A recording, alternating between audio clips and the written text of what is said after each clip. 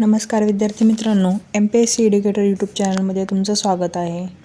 23 आणि 24 जुलै रोजीच्या लोकसत्ता न्यूजपेपरमधील महत्त्वाच्या घडामोडी आता आपल्याला बघायच्या आहेत.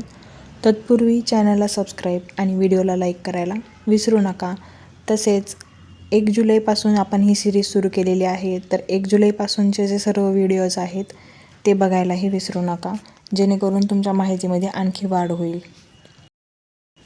तर सगळ्यात पहिला मुद्दा आहे स्पेनचे विश्वचषक यश आणि रॉड्रीचे योगदान.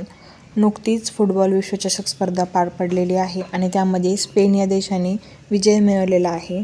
यामध्ये स्पेनचा जो रॉड्री हा खेळाडू आहे त्याचं विशेष योगदान राहिलेलं आहे, त्यामुळे त्या संबंधित माहिती आपण काही बघणार आहोत.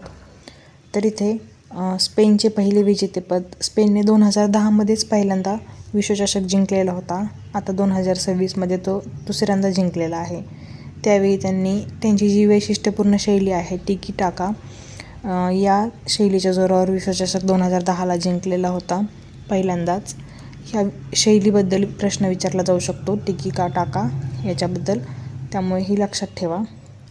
पुढे 16 वर्षानंतर म्हणजे आता 2026मध्ये पुन्हा स्पेनने विश्वचषक जिंकलेला आहे आणि यामध्ये जो मिडफिल्डर आणि कर्णधार म्हणून रॉड्री आहे त्याचा अमूल्य वाटा आहे.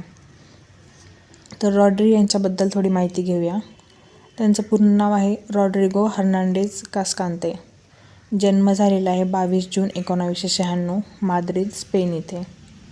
ॲटलेटिको माद्रिदच्या युवा अकॅडमीमधून त्यांनी सुरुवात केली होती, परंतु तिथे त्यांना शारीरिकदृष्ट्या कमकुवत असल्याच्या कारणावरून अकादमीमधून बाहेर काढण्यात आलेलं होतं.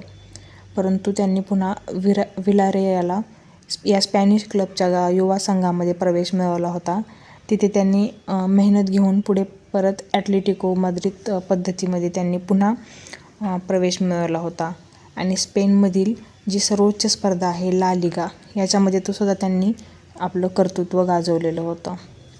त्यानंतर 2019मध्ये इंग्लिश क्लब मँचेस्टर सिटीने त्याला विक्रमी किमतीत करारबद्ध केले. पुढे या विश्वचषक स्पर्धेमध्ये एकही गोल किंवा गोल सहाय्य न करता या स्पर्धेतील सर्वोत्कृष्ट खेळाडू रॉड्री हा ठरलेला आहे. त्याने गोल्डन बॉल हा पुरस्कारसुद्धा या अंतर्गत पटकावलेला आहे.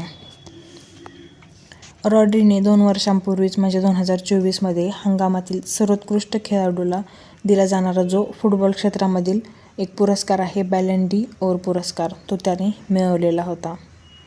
सांघिक पातळीवर इतरही काही पुरस्कार रॉड्री यांनी मिळवलेले आहेत.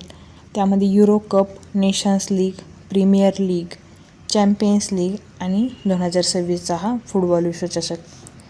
ही होती रॉड्री यांच्याबद्दलची माहिती. पुढे आहे स्कायरूट एरोस्पेस, ही पहिली युनिकॉर्न ठरलेली आहे. स्कायरूट एरोस्पेसने जी खाजगी कंपनी आहे त्याने मागच्या आपण एका व्हिडिओमध्ये उपग्रह लॉन्च केलेला त्याबद्दल माहिती घेतली होती. तर हे जे स्कायरूट एरोस्पेस आहे ही भारतातील अवकाश क्षेत्रामधील पहिली युनिकॉर्न कंपनी ठरली आहे, जी की $1 अब्ज अधिक मूल्य असलेली कंपनी आहे आणि या कंपनीने स्वतःचं प्रक्षेपण उपग्रह जे आहे ते प्रक्षेपित केलेलं आहे. त्याचबरोबर जागतिक पातळीवर सुद्धा पहिल्याच प्रयत्नामध्ये यशस्वीरित्या उपग्रह प्रक्षेपण करणारी ही पहिलीच खाजगी कंपनी ठरलेली आहे. देशातील अवकाश क्षेत्रामधील नवोद्यमी म्हणजे स्पेस स्टार्टअप्स उपक्रमांची संख्या आता 1 अंकी संख्येवरून गेल्या 6 वर्षांमध्ये तब्बल 450च्या पार पोहोचलेली आहे. पुढची बातमी आहे भारताला 2030चं जे राष्ट्रकुल क्रीडा स्पर्धा आहेत त्यांचं यजमानपद मिळालेलं आहे. भारताला 2030ची जी क्रीडा स्पर्धा होणार आहे, राष्ट्रकुल क्रीडा स्पर्धा, जी 100वी असणार आहे, त्याचं यजमानपद भारताला मिळालेलं आहे. तर यामागचं मोठं कारण म्हणजे अहमदाबाद येथील सुसज्ज आणि जागतिक दर्जाच्या क्रीडा पायाभूत सुविधा आहेत, त्यामुळे भारताला ही संधी मिळालेली आहे. पुढे कोकण कृषी विद्यापीठांचे संशोधन केंद्र आता राष्ट्रीय स्तरावर सर्वोत्कृष्ट ठरलेले आहे. डॉक्टर बाळासाहेब सावंत कृषी विद्यापीठ जे आहे दापोलीमधील, तेथील ही संस्था आहे. तर या विद्यापीठाअंतर्गत कार्यरत असलेली अखिल भारतीय समन्वित संशोधन प्रकल्पाअंतर्गत कार्यरत असलेली कृषी आणि संबंधित क्षेत्रातील श्रमविज्ञान व सुरक्षितता संशोधनाचे केंद्र आहे. त्याला 2025-26चा देश पातळीवरील सर्वोत्कृष्ट असलेला संशोधन केंद्राचा पुरस्कार हा जाहीर झालेला आहे. आणि ही पुरस्कार देणारी संस्था आहे भारतीय कृषी अनुसंधान परिषद. पुढे आहे जीवन रक्षा अभियान. फक्त याच्यामध्ये वन लाईन प्रश्न असू शकतो की कशाशी संबंधित आहे. तर हे जीवन रक्षा अभियान जे आहे ते वसई रोड रेल्वे पोलीस आणि रेल्वे सुरक्षा दल यांच्यामार्फत राबवलं जाणार आहे. ते मीरा रोड ते वैतरणा रेल्वे स्थानकादरम्यान जे रेल्वे मार्गांवर वाढते अपघात आहेत त्यांचं प्रमाण शून्यावर आणण्यासाठी हे अभियान जे आहे ते राबवलेलं जाणार आहे. पुढे आहे उडान योजना. याबद्दल काही बातमी आहे. तर उडान योजना माहिती आहे आपल्याला, उडे देश का आम नागरिक. तर यामध्ये विमान प्रवास हा सामान्य नागरिकांच्या आवाक्यात आणण्यासाठी ही योजना केंद्र सरकारने 2017मध्ये सुरू केली होती.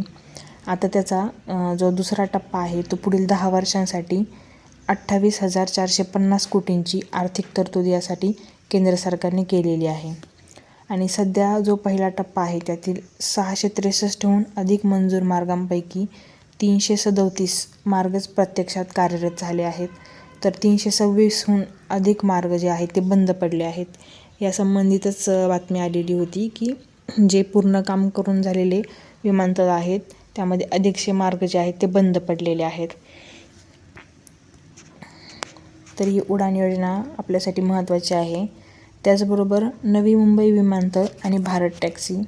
नवी मुंबई आंतरराष्ट्रीय विमानतळ जे आहे ते 2030पर्यंत देशातील सर्वात मोठं विमानतळ बनेल असं विधान आपले महाराष्ट्र राज्याचे मुख्यमंत्री देवेंद्र फडणवीस यांनी केलेलं आहे. तेथील कार्यक्रमामध्ये त्यांनी भारत टॅक्सीचं लोकार्पणसुद्धा केलं. नवी मुंबई विमानतळावर ही सेवा आता सुरू करण्यात आलेली आहे. राज्य सरकार आणि केंद्रीय वाहतूक मंत्रालयाचा संयुक्त उपक्रम राबवून ही भारत टॅक्सीचं लोकार्पण करण्यात आलेलं आहे. हे भारत टॅक्सीचं वैशिष्ट्य काय असणार आहे तर 0 कमिशन मॉडेल, परवडणारे सदस्यत्व आणि 5 लाख रुपयांपर्यंतचं अपघात विमा संरक्षण याअंतर्गत दिलं जाणार आहे. पुढे आहे वैभव सूर्यवंशीचा जागतिक विक्रम. वैभव सूर्यवंशीने T20 कारकिर्दीमधील आपला 4थ्या सामन्यामध्ये अर्धशतक ठोकलेलं आहे. आणि त्यानंतर आंतरराष्ट्रीय क्रिकेटमध्ये सर्वात तरुण वयामध्ये अर्धशतक ठोकणारा तो सगळ्यात जगातील पहिला फलंदाज ठरलेला आहे. त्याचं वय 15 वर्ष 118 दिवस आहे.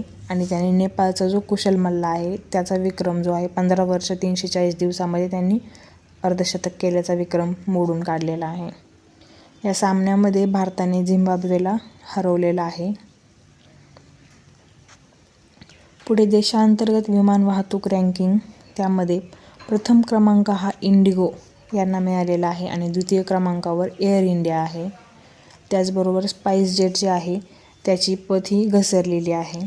त्याचा क्रमांक हा घसरलेला आहे. तर ह्या होत्या आपल्या 23 आणि 24 जुलैच्या लोकसत्ता न्यूजपेपरमधील महत्त्वाच्या घडामोडी. ही माहिती महत्त्वपूर्ण वाटल्यास व्हिडिओला लाईक, शेअर, सबस्क्राईब करा आणि कमेंटमध्ये नक्कीच कळवा आपली मतं. धन्यवाद.